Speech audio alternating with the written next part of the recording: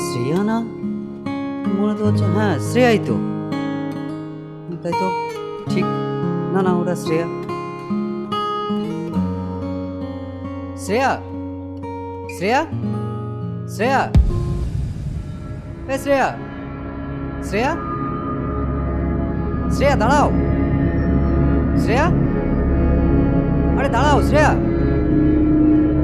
শ্রেয়া, শ্রেয়া দাঁড়াও, শ্রেয়া।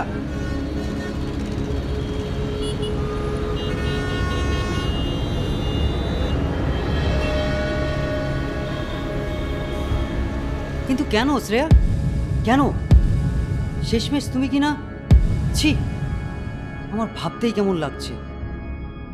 তুমি জানো আমি বিদেশ থেকে ফেরার পর তোমার বিষয়ে আমি কত খোঁজ করেছি, কতজনকে তোমার বিষয়ে জিজ্ঞাসা করেছি, আর শেষমেশ তুমি কি না সাউথ সিটিতে। ছি, disgusting, I can't believe this. জানি খুব ঘেন্না লাগছে না আমায়, কিন্তু কি করবো বলো? তুমি চলে যাওয়ার পর বাড়ি থেকে সমানে বিয়ের চাপ দিতে লাগলো। তারপরে পালিয়ে এলাম কলকাতায় আমার এক বান্ধবীর বাড়িতে। শ্বেতা, কাজের খুব দরকার ছিল আমার, কিন্তু শ্বেতা যে আমাকে এভাবে ঠকাবে বুঝতে পারিনি।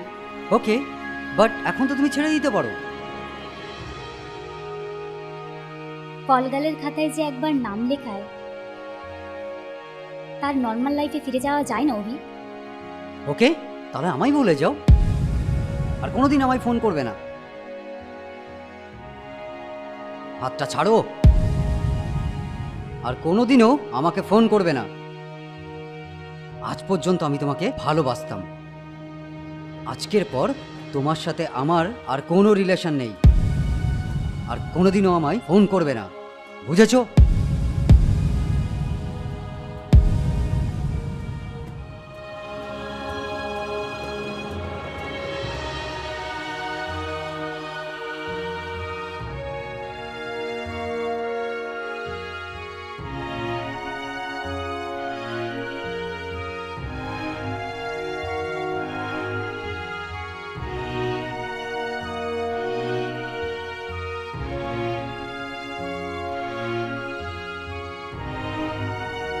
তোর কোনো কথাই শুনলো না অভি? না, ফিরিয়ে দিল আমায়। ভেবেছিলাম কেউ বুঝুক না বুঝুক ও অন্তত আমার যন্ত্রণাটা ফিল করবে, কিন্তু ও আমাকে ভুল বুঝলো।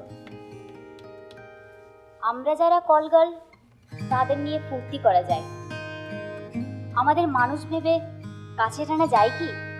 মনে হয় না। ওসব বালের কথা রাখতো। আমাকেও তো বিয়ে করেছে শান্তনু, কতটা বোঝে ও আমায়? সংসারটা তো আমাকেই সামলাতে হয়, তাও শরীর খাটিয়ে। তার থেকে বরং যা করছিস কর। কেন যে তোর সাথে অভি দেখা হয়েছিল? ঘুমিয়ে পড়, কাল আবার হোটেল হিন্দুস্তানে যেতে হবে, হেভি পার্টি বলেছে, পার শট 20K করে দেবে, বুঝতে পারছিস?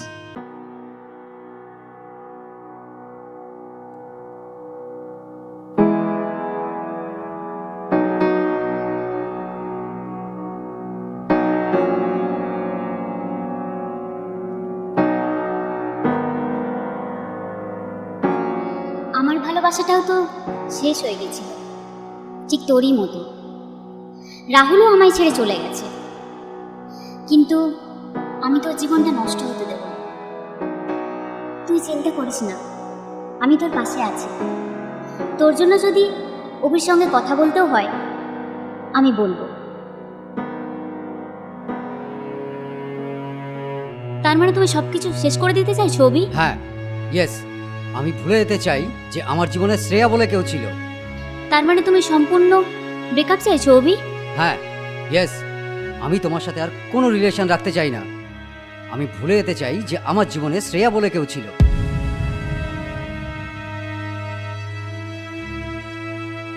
ভুলেই তো গিয়েছিলে। সেদিন যদি হঠাৎ দেখা না হতো তাহলে ভালোই হতো, অন্তত ভালো স্মৃতি নিয়ে বাঁচতে পারতাম। অন্তত এটা ভাবতে হতো না যে আমার শ্রেয়া কলগার্ল।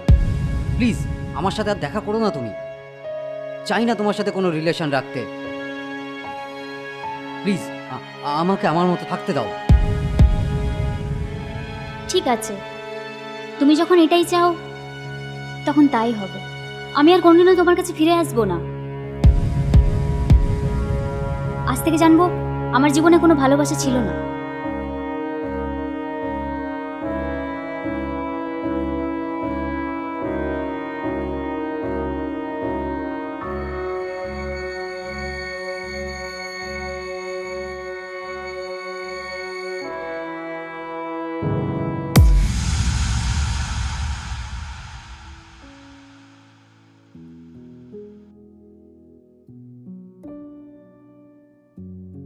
আমি হঠাৎ আপনাকে এভাবে ডেকে পাঠালাম বলে আপনি কিছু মনে করলেন না তো?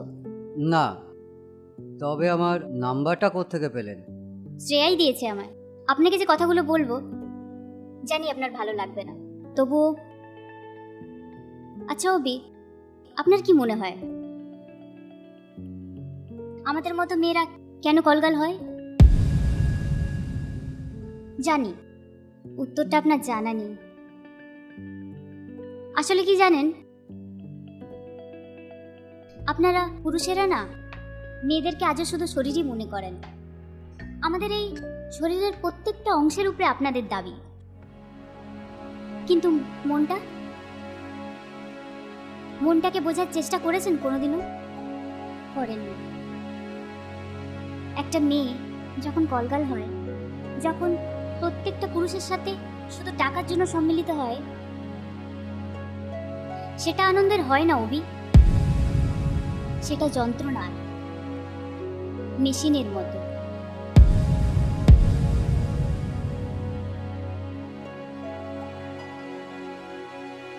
মানবিক থেকে কোথাও যান্ত্রিক হয়ে গেছি আমরা, অথচ সে আপনাকে আজও ভালোবাসে। তাই তো আপনার এই ইগনোরটাও আজও মেনে নিতে পারছে না। ভালোবাসা মানেই কি পাওয়া অবি? আমার তো মনে হয় না। শরীরকে ভালোবাসাটাই কি ভালোবাসা? মনটার কোনো দাম নেই, ভেবে দেখেছেন কোনোদিন? সত্যি আপনার মতো করে কোনোদিন ভাবিনি, ভাবতে পারিও নি। তাই আপনার কাছে আমার একটাই অনুরোধ, প্লিজ শ্রেয়াকে এভাবে দূরে সরিয়ে দেবেন না। তার ভালোবাসাটার মর্যাদা দিন। আমরা নষ্ট হয়ে যাও মেয়ে। তবু কি জানেন, আপনাদের মতো মনটা এখন আমরা নষ্ট করতে পারিনি।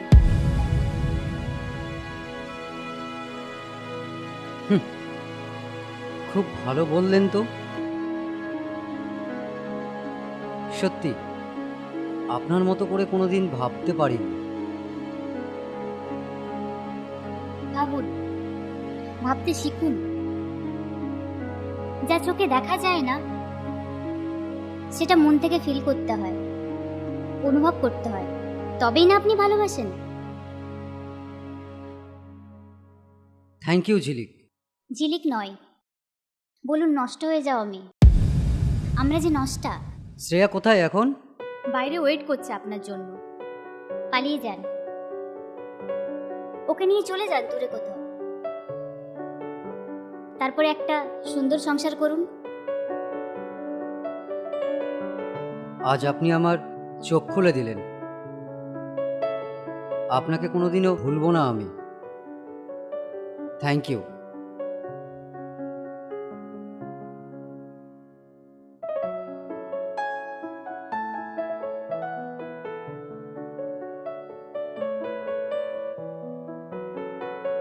আমি পারিনি রে শ্রেয়া নিজের জীবনকে বাঁচাতে, কিন্তু আজ অবিকে তোর কাছে ফিরিয়ে দিলাম।